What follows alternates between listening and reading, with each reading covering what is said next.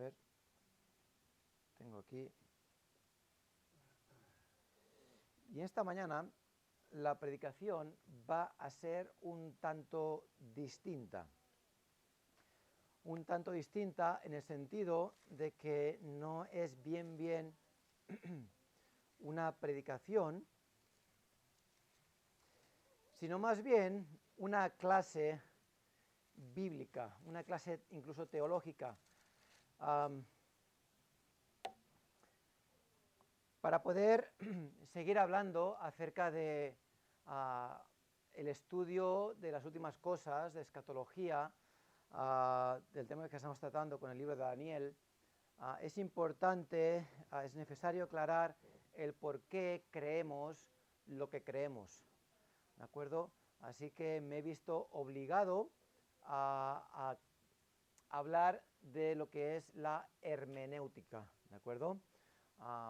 Así que vais a tener que tener un poquito de paciencia hoy conmigo, porque no es una predicación expositoria como seríamos pues cada domingo hablando de Daniel, hablando de Mateo, sino que es un poco más teológica, en el sentido de que no usamos más lo que sería la explicación del por qué creemos y cómo creemos.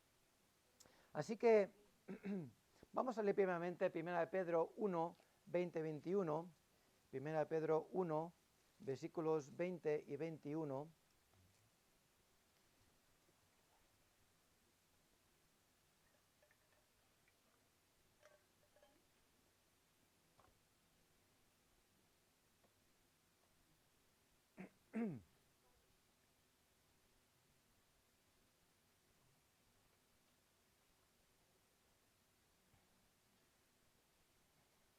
Primera de Pedro capítulo 1, versículos 20 a 21 dice: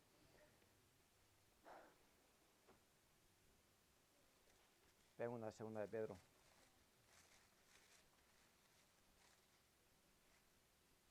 Segunda de Pedro, perdón, está mal aquí. Segunda de Pedro capítulo 1, versículos 20 a 21 dicen: entendiendo primero esto, que ninguna profecía de la Escritura es de interpretación privada, porque nunca la profecía fue traída por voluntad humana, sino que los santos hombres de Dios hablaron siendo inspirados por el Espíritu Santo. Y otro versículo, más Apocalipsis, capítulo 22, Apocalipsis 22, versículo 12.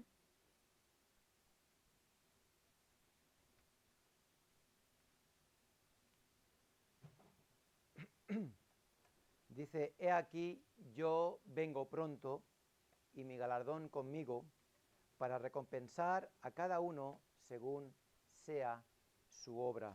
Yo soy el Alfa y la Omega, el principio y el fin, el primero y el último. Bienaventurados los que lavan sus ropas para tener derecho al árbol de la vida y para entrar por las puertas en la ciudad. Versículo 20. El que da testimonio de estas cosas dice: ciertamente vengo en breve. Amén. Sí, ven, Señor Jesús. La gracia de nuestro Señor Jesucristo sea con todos vosotros. Amén.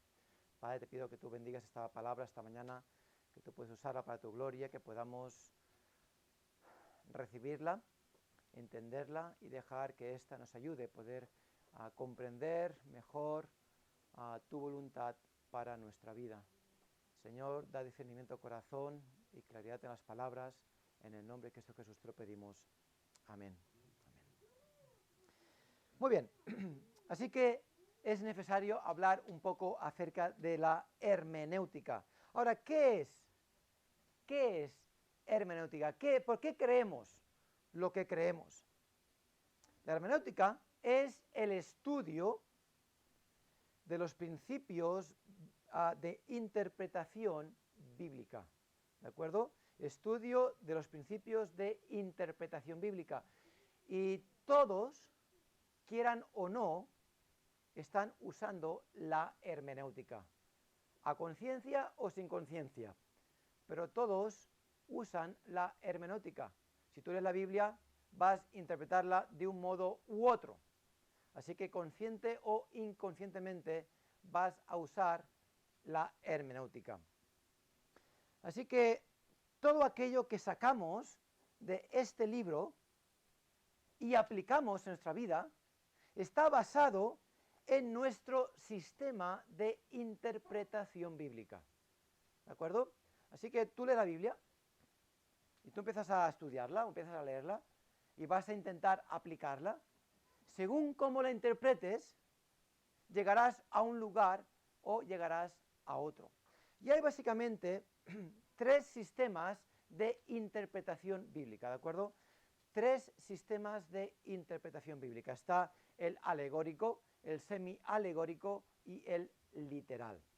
Así que espero que tengáis paciencia conmigo, lo digo de nuevo porque es una clase que puedes dar en un instituto bíblico tranquilamente, resumida. No voy a decir todo lo que se puede decir, pero voy a intentar ponerla en una mañana. Finalmente tenemos la alegórica. La alegórica habla acerca de que las palabras del texto no se entienden en su significado normal, sino en un sentido simbólico. ¿De acuerdo? Tú en la Biblia y lo que encuentras no es lo que dice, sino lo que tú te imaginas que está diciendo, le das una simbología. Así que implica buscar significados espirituales ocultos que van más allá del sentido literal del texto. Así que si uno acaba usando un sistema alegórico y lo hace consistentemente, la Biblia se convierte finalmente en un libro de ficción a expensas de lo que el intérprete quiere interpretar. Quien empezó este sistema básicamente fue Filón de Alejandría, que vivió durante el tiempo de Cristo más o menos, y él interpretó alegóricamente el Antiguo Testamento. Orígenes, considerado un padre de la Iglesia, que vivió allá por el año 200 después de Cristo, usó también este método alegórico y dicen que convirtió la palabra de Dios en una serie de enigmas torpes, variantes e increíbles. La alegoría lo ayudó a deshacerse del milenarismo, que llegamos aquí ahora, y el literalismo, interpretar la Biblia literalmente.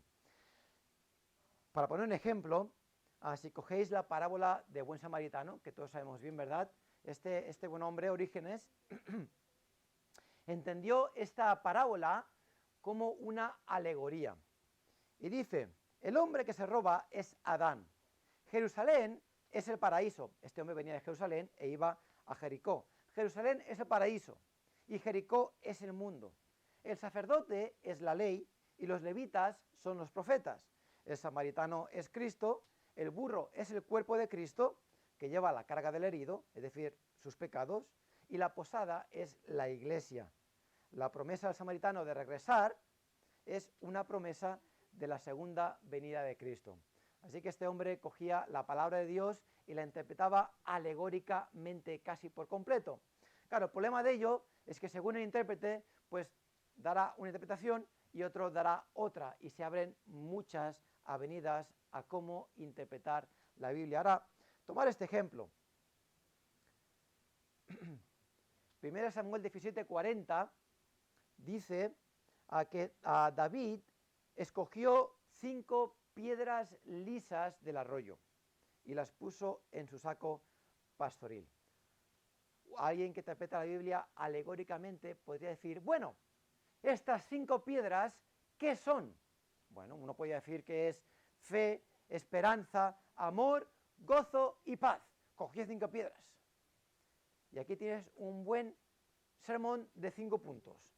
Fe, esperanza, amor, paz y gozo. Pero claro, es algo un poco sacado de la manga, porque aquí tienes otro predicador de otro país cogiendo las mismas piedras y diciendo, no, esto es valor, fortaleza, perseverancia, poder y paciencia. Y bueno, ¿quién dice que es qué? Así que eso sería una interpretación alegórica. Pues coge este libro y decir, no, esto no es lo que dice, realmente es algo más profundo, es algo espiritual, y todo lo interpretas alegóricamente. Cada pasaje de la Escritura tiene un significado distinto. Número 2, semi-alegórico. Entre los evangélicos, por lo menos, no existen alegoristas puros. Hay quienes interpretan la palabra de Dios literalmente, pero dejan abiertas las profecías para interpretarlas alegóricamente. Y eso los convertirá, como veremos a continuación, en amilenialistas y postmilenialistas. No os preocupéis que llegaremos a ello, ¿de acuerdo? El problema de ese sistema semi-alegórico, donde parte literal, parte alegórico, es decir, cómo sé cuándo usar una parte, cómo sé cómo interpretar literalmente y cómo sé cuándo interpretar alegóricamente. Así que realmente es difícil de decir, no, yo estoy en lo correcto, tú no estás en lo correcto. Yo interpreto así, yo interpreto así, y deja la puerta demasiado abierta. El tercer punto es el literal, normal o sencillo. ¿Por qué creemos lo que creemos? Porque lo que leemos en la palabra de Dios es lo que es. Cuando uno interpreta la palabra de Dios, lo más sencillo es interpretarlo de forma literal, normal o sencillo, por lo que dice el texto.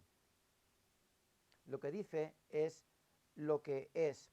George Zeller dice, Dios no quiere ocultar su verdad al creyente, sino que quiere comunicar su verdad a los suyos de manera muy clara. La responsabilidad del creyente es creer la palabra de Dios.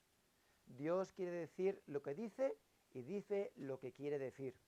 El intérprete literal no busca en la Biblia significados ocultos, más bien busca el sentido obvio del texto. Veremos aquí un poquito unos principios de interpretación básicos, ¿de acuerdo? Pero cuando tú lees la Biblia, lo que buscas es sencillamente qué es lo que dice.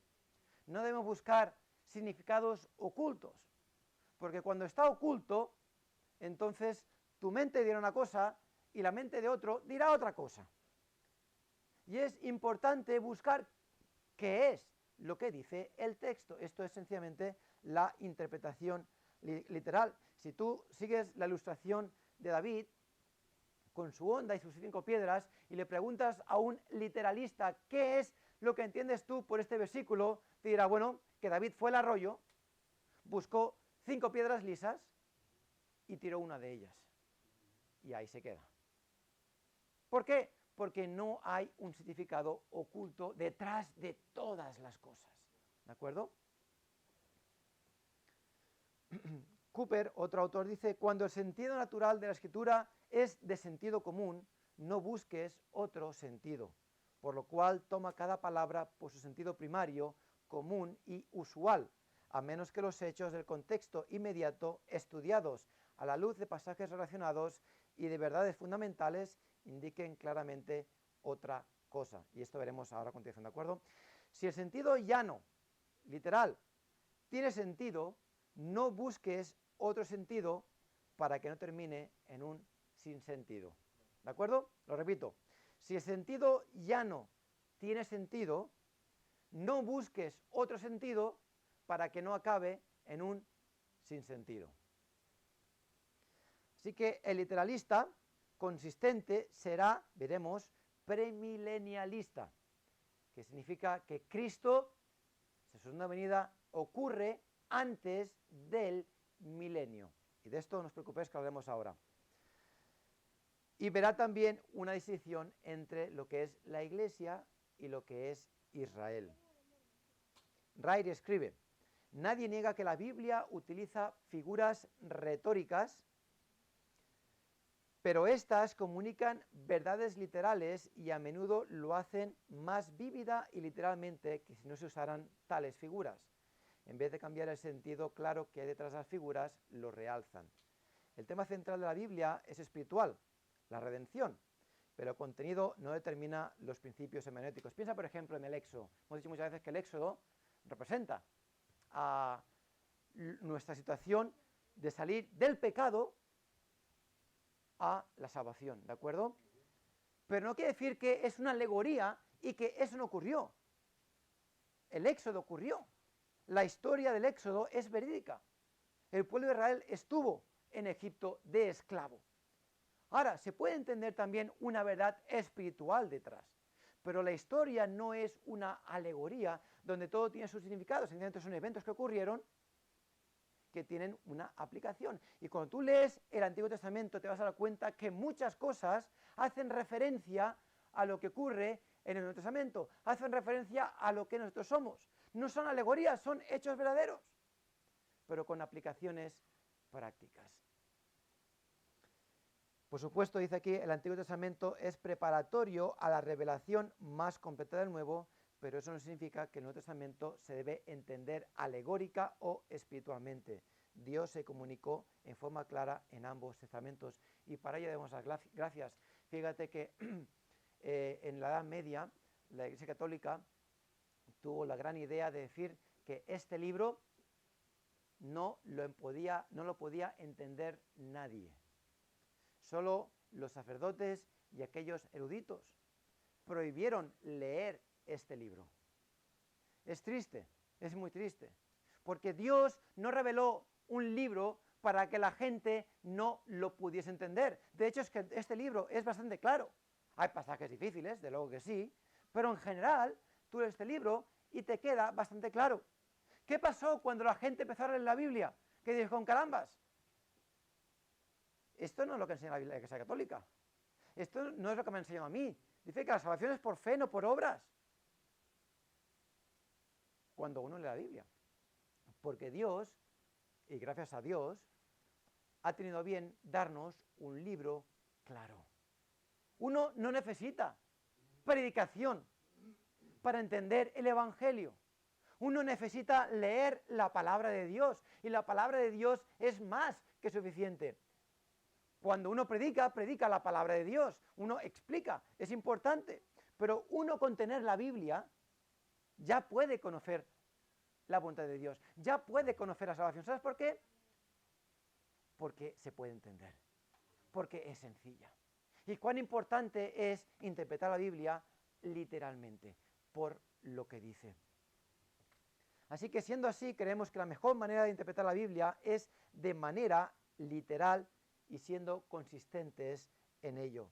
Y esto nos salvaguardará de errores y opiniones con distintas perspectivas. Ahora vamos a ver 7 principios de interpretación bíblica literal. 7 cosas que tú puedes tener en cuenta a la hora de interpretar la Biblia. Número 1, interpreta gramaticalmente. Interpreta gramaticalmente. ¿Qué quiere decir? Pues interpreta la Biblia por lo que dice. Usa el sentido común. No te vayas por los cerros de Úbeda. ¿Esto es lo que dice? ¿Lo entiendes? Vale, pues ya está. No busques más. Interpreta literalmente. Usa el sentido común. Incluso los símbolos y algunas alegorías en la Biblia se basan en el significado literal de la escritura. Por lo tanto, el significado literal es fundamental para cualquier significado simbólico o alegórico. La regla de oro de la interpretación es la siguiente. Cuando el sentido obvio de la escritura es de sentido común, no busques otro sentido. ¿De acuerdo? Número 2. Interpreta según el contexto. Es importante. No cojas, se dice la historia, ¿no? De voy a hacer la voluntad de Dios. Y que coja así, pone el dedo aquí, y Dios el versículo pone, y fue y se ahorcó. Mala pata, ¿no? No cojas un versículo fuera de contexto. ¿De acuerdo? A veces cogemos versículos y mira qué versículo tan bonito, lo sacas de aquí, lo pones en un marcador y te das cuenta que el de adelante y de atrás, el que va antes y el que va después, el contexto es distinto a lo que te está diciendo. Y muchas enseñanzas hoy en día de la iglesia van así. La prosperidad. Ah, que si tú das, Dios te va a dar más. Son versículos sacados de contexto. Y todo el resto será añadido. Dios va a añadir bendición a tu vida. Dios te va a dar cuando tú das. Y usan esta frase. Pero dice primeramente, mas buscad primeramente el reino de Dios. Y todas las demás cosas. ¿Pero qué son estas demás cosas? Tú ves el contexto y no es todo lo que tú quieras. Oh, no recibís porque no pedís, pues vamos a pedir a Dios. Pero bueno, ¿qué hay que pedir? Después dice, no recibís porque pedís mal, pedís para vuestros deleites. Así que es importante guardar el contexto del contenido del texto que estamos leyendo. Un texto de prueba, como dice aquí, perdón, que lo voy a leerlo aquí, un texto sin contexto es un pretexto para un texto como prueba. Esto, dilo rápido si puedes. Un texto sin contexto es un pretexto para un texto como prueba. Es decir, yo cojo un texto y lo uso para demostrar lo que yo creo. Yo creo esto, así que cojo una frase, un par de frases, lo saco del contexto y razono mi pretexto, lo que yo estoy diciendo. Y eso es erróneo. Es importante que cuando tú interpretes la palabra de Dios, lo hagas con el contexto bíblico, los versículos que preceden y le siguen. Piensa que el texto bíblico está todo unido. La palabra texto proviene del latín tejer, es como un tejido. No puedes sacar, yo trabajaba en las telas, en el negocio de las telas, y trabajaba en un almacén, y a veces había una tela que venía tarada, y faltaba un hilo, y se veía la tela, y había un hilo que faltaba ahí, y se veía una raya en medio. Así que tenías que cortarla y hacer dos piezas, porque el tejido estaba mal. No puede coger un hilo y sacarlo, y decir, ah, no, es que esto, no. Hay que leerlo con todo el contexto. Así que la Biblia debe interpretarse dentro del marco de la Biblia. Número 3. Compara escritura con escritura. Importante, compara escritura con escritura. ¿A qué me refiero? A que hay veces versículos, parece decir una cosa, pero cuando la comparas con otro versículo, es como una contradicción. Entonces es importante coger no solo el contexto, sino compararlo con toda la escritura.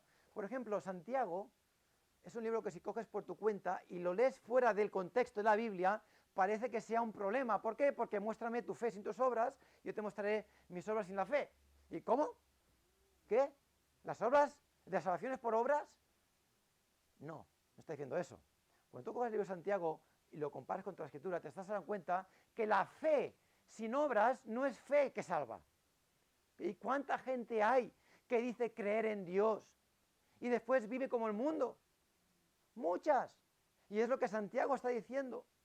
La fe y las obras van juntas en el sentido de que una verdadera fe va a traer obras. ¿Por qué? Porque el creyente ha sido creado para buenas obras. Y las buenas obras fueron creadas de antemano para que anduviésemos en ellas. Así que tú no puedes tener fe, verdadera fe, fe salvífica, si no estás teniendo obras. No que las obras sean necesarias, porque Pablo dice muy claro, la salvación es por gracia, no por obras, para que nadie se gloríe. La fe es una cosa y las obras son otras, pero van las dos ligadas. ¿Por qué? Porque cuando yo soy salvo por fe, voy a hacer obras, no para ser salvo, sino porque realmente he sido salvo. Y ahora hago obras por amor a aquel que me salvó. Pero eso es coger e interpretar literalmente, pero también usando el contexto, comparando escritura con escritura. Hay una regla de oro a la hora de interpretar escritura con escritura. Dice, si Jesús lo enseñó en los evangelios, si parece ser parte de la práctica de la Iglesia en el libro de los Hechos, y los apóstoles lo exponen como sana doctrina, pues ten seguro que es una buena interpretación y debes seguir la misma línea, debes aceptarlo. Muy bien, letra D, al número 4, perdón, reconoce que la revelación debes entender que la revelación es progresiva. Debes entender que la palabra de Dios fue dada de un modo progresivo. El Antiguo Testamento hasta el Nuevo Testamento ha sido una revelación en desarrollo. Dios inició la revelación, pero no se revelan todas las verdades a la vez. Y de hecho es que esto hablamos un poquito en Efesios capítulo 3, cuando Pablo habla acerca del misterio de la Iglesia, aquello que estuvo oculto para los profetas del Antiguo Testamento, la iglesia era totalmente desconocida. Pero Pablo dice que fue un misterio, que ha sido revelado, ha sido dado a conocer ahora. Así que vemos que hay esta revelación progresiva. Esto significa que cuando Dios da un mensaje, ese mensaje se va actualizando, incluso a veces se va cambiando. A veces la gente pregunta, bueno, ¿y por qué no nos reunimos los sábados? ¿Por qué no respetamos el sábado? Que es la fiesta judía, el día de descanso. ¿Por qué no? ¿Alguien lo sabe? Porque Jesús es el sábado. ¿Pero por qué nos reunimos el domingo? ¿Y cuándo se reunió la iglesia? El domingo. Es un ejemplo. No estamos sujetos a la ley. Ahora estamos en la época, en el tiempo de la expresión de la gracia. Por lo tanto, ya no tengo que guardar el sábado, porque Cristo cumplió toda la ley. Y eso es parte del testamento, de la ley antigua, de la ley que haya sido abolida. Ahora estamos en esta nueva dispensación y la iglesia, respetando y recordando que Cristo resucitó el primer día de la semana, se viene reuniendo el domingo. ¿Por qué podemos comer todo tipo de carne? Porque Dios le mostró a Pedro, Pedro, levántate, mata y come lo que yo he santificado, no le llames tú inmundo. Pablo dice, ¿por qué no voy a comer yo? Si yo doy gracias a Dios por los alimentos y Él lo ha santificado, ¿por qué no voy a comer yo algo que Dios ya ha santificado? Ya no estamos sujetos y vemos como que la ley o como la revelación ha seguido su progreso y ha llegado hasta donde estamos hoy en día. Hay una revelación progresiva. Por supuesto, esta revelación progresiva ha quedado concluida en la palabra de Dios. Estamos hablando de interpretación bíblica, hermenéutica. No hay revelación progresiva en el sentido de que Dios me está revelando nuevas verdades doctrinales. ¿Por qué? Porque este libro ya está completo. Como dice Hebreos capítulo 1, versículos 1 y 2, Dios, habiendo hablado muchas veces y de muchas maneras en todo tiempo a los padres por los profetas, tenemos el Antiguo Testamento, ahora, en estos posteriores días, nos ha hablado por el Hijo. ¿Y quién mayor hay que el Hijo? Nadie. Así que este libro, inspirado por Dios, ya es la revelación total y completa, aquello que la Iglesia necesita.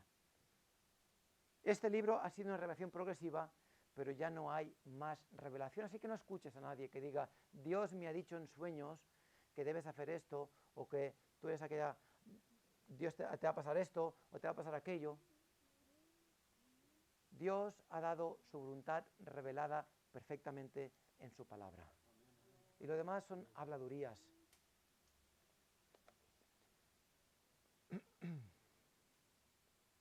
Número 5. Está el principio de armonía de las escrituras, que es un poco, lo hemos dicho antes también, un poco distinto, pero muy similar.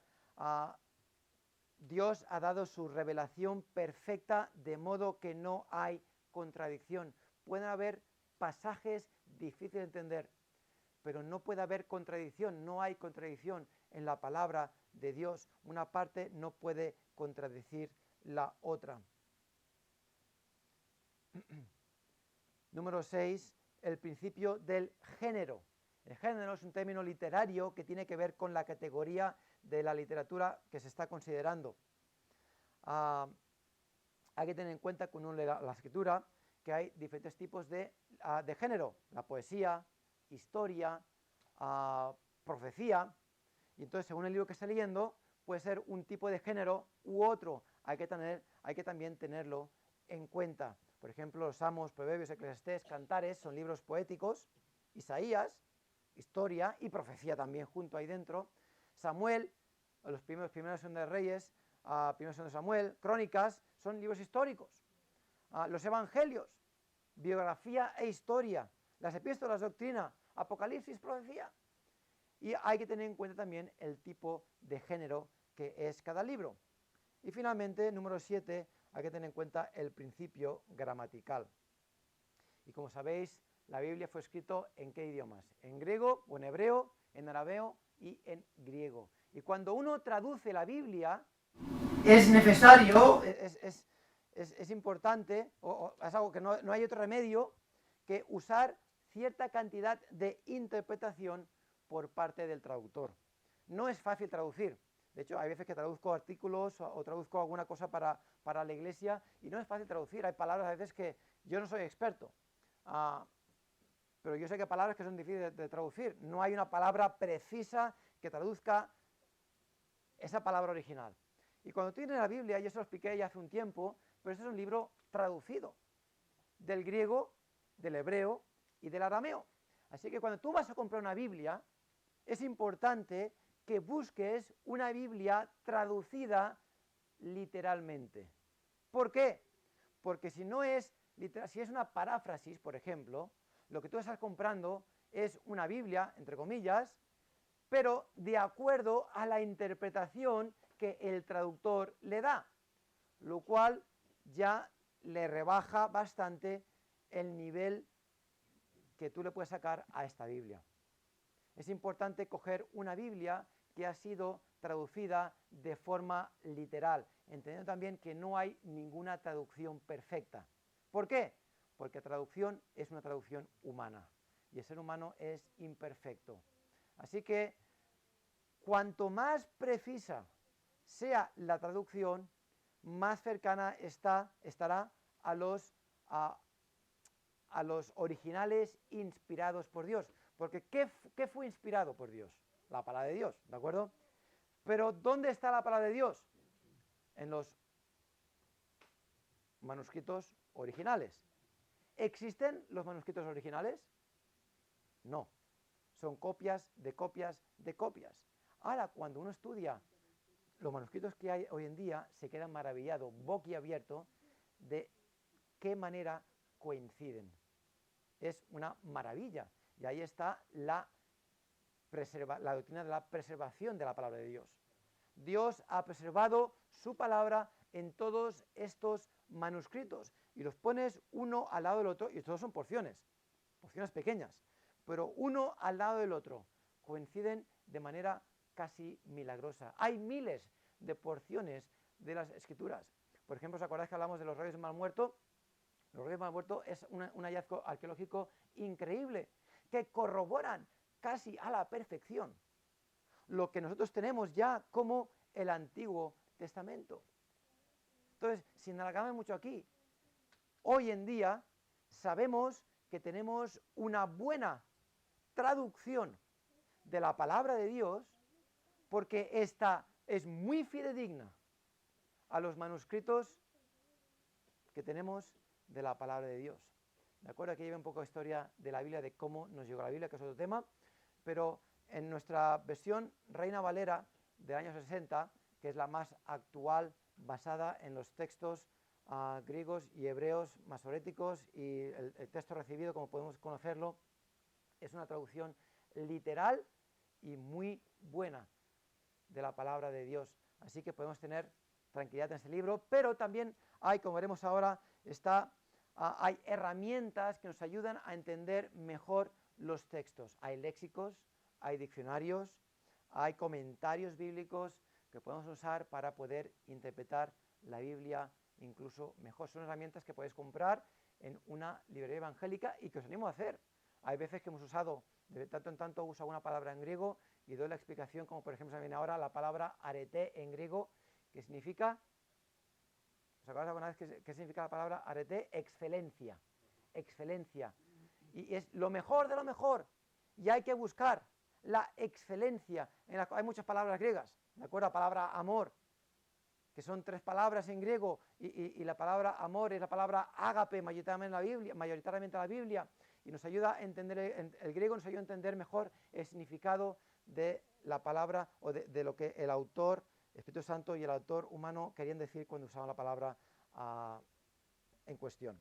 Muy bien, así que una vez tenemos claro que la mejor manera de interpretar la Biblia es siendo consistentes en nuestra interpretación literal, el panorama escatológico queda despejado. Aquí sí, queda despejado. Y es fundamental Porque toda nuestra escatología se va a basar en cómo interpretemos la palabra de Dios. ¿Por qué creemos lo que creemos en cuanto al fin de los tiempos? Porque lo que leemos en la palabra de Dios lo interpretamos literalmente. Hemos leído antes en Apocalipsis, capítulo 22. He aquí, yo vengo pronto y mi galardón conmigo. ¿Es esto una alegoría? ¿Es esto algo que va a ocurrir? ¿Cómo lo interpretas? He aquí, yo vengo pronto. Después leemos otro pasaje que hablará más claramente de esto, pero es importante tener en cuenta cómo interpretamos la Biblia para poder defender qué es lo que queremos. ¿Por qué creemos en el rapto? ¿Por qué creemos que vemos ahora que Cristo vendrá antes del milenio? Porque interpretamos literalmente lo que dice la palabra de Dios y somos consistentes en ello. Así que número 3, vamos a ver los 3 sistemas escatológicos más importantes que reinan hoy en día. Sistemas escatológicos. Primeramente, ¿qué es escatología? En una frase, es el estudio de las últimas cosas. ¿De acuerdo? Cuando hablamos de profecía, es básicamente escatología, porque estudiamos aquello que va a ocurrir, aquello que todavía no ha ocurrido, el estudio de las últimas cosas. Y hay 3 sistemas escatológicos. Yo voy a pedirle a David, ¿te importa repartir esta hoja?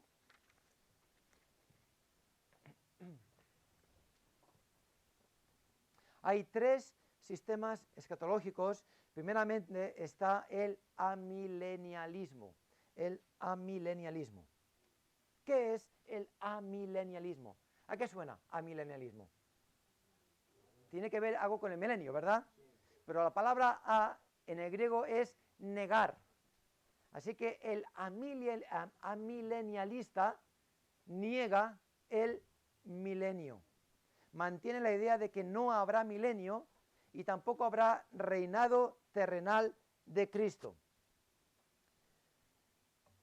Usa una interpretación no literal, alegórica, ¿de acuerdo? El gran juicio final será inmediatamente después de la segunda venida y dará entrada al estado final del justo y del malo. Ahora bien, nadie niega, en el mundo cristiano, nadie niega que Cristo va a volver. El punto es ¿cuándo? ¿Cuándo va a volver? ¿De acuerdo? El amilenialista, al interpretar la Biblia no literalmente, niega que vaya a haber un milenio y dice que Cristo vendrá al final y que después de ello vendrá el juicio y los justos irán al cielo y los injustos recibirán el precio de sus pecados y irán al infierno. Lo que pasa es que sus conclusiones son difícilmente explicables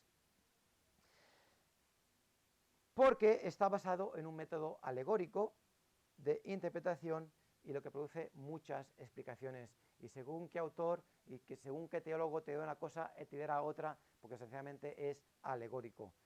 Juan Calvino, por ejemplo, y B.B. Warfield, otro autor cristiano, que en cosas estaremos de acuerdo con ellos, en el tema escatológico o no, piensan de manera amilenial.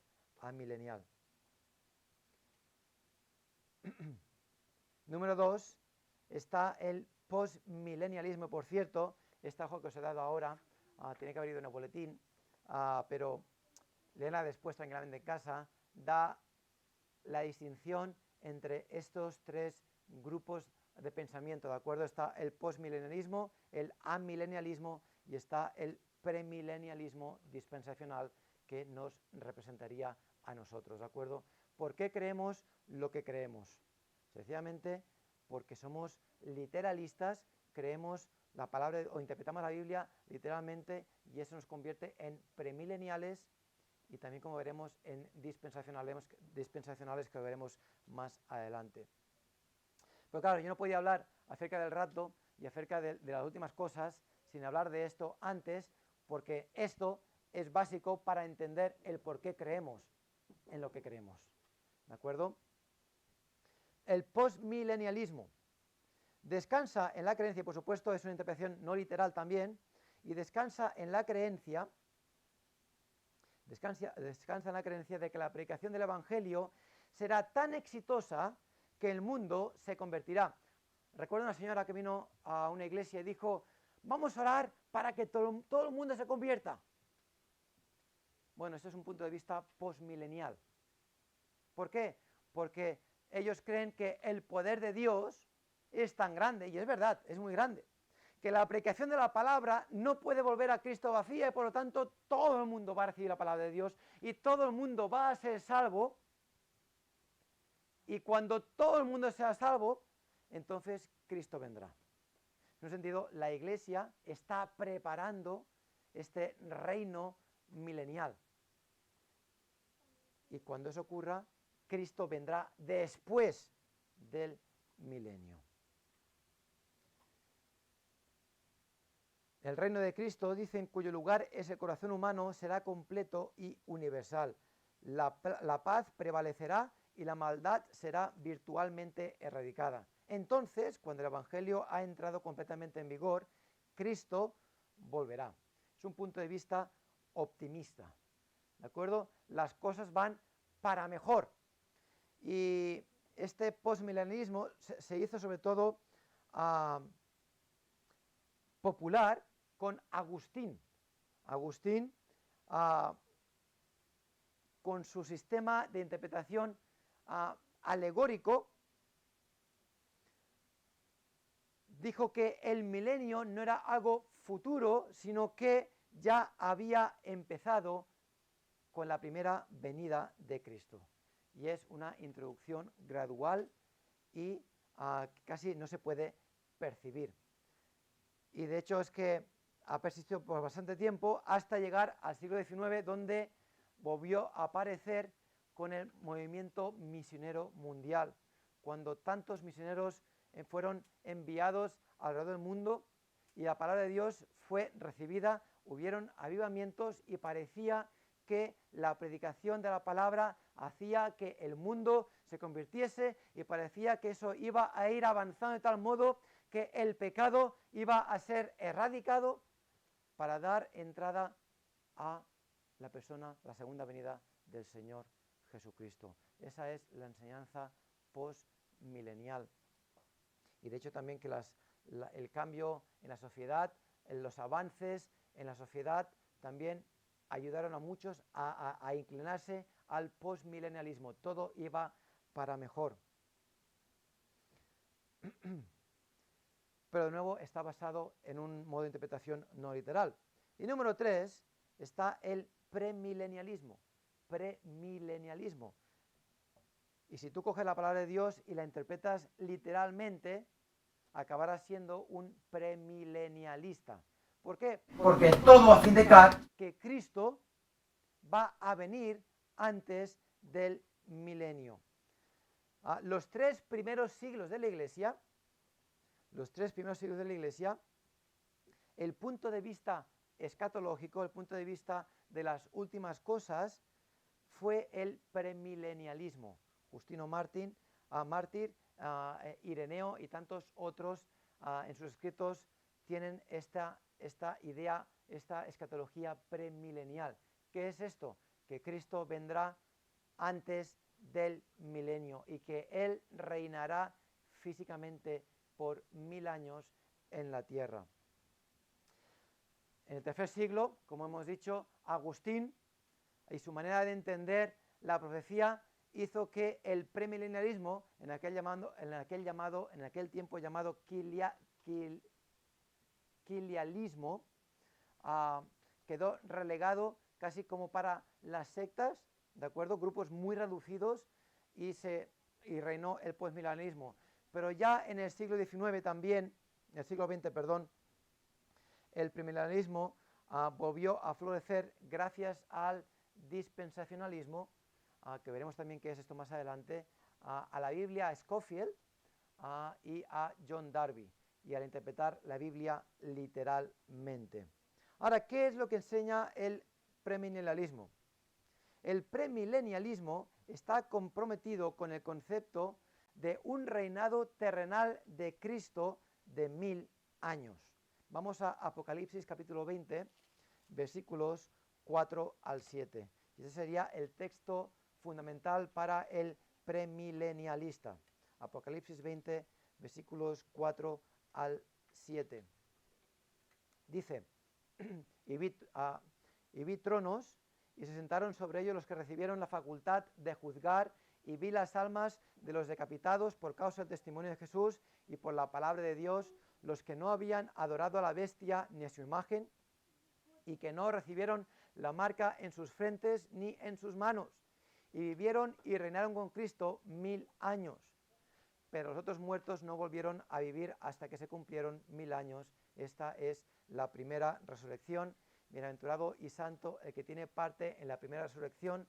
La segunda muerte no tiene potestad sobre esto, sino que serán sacerdotes de Dios y de Cristo, y reinarán con él 1000 años.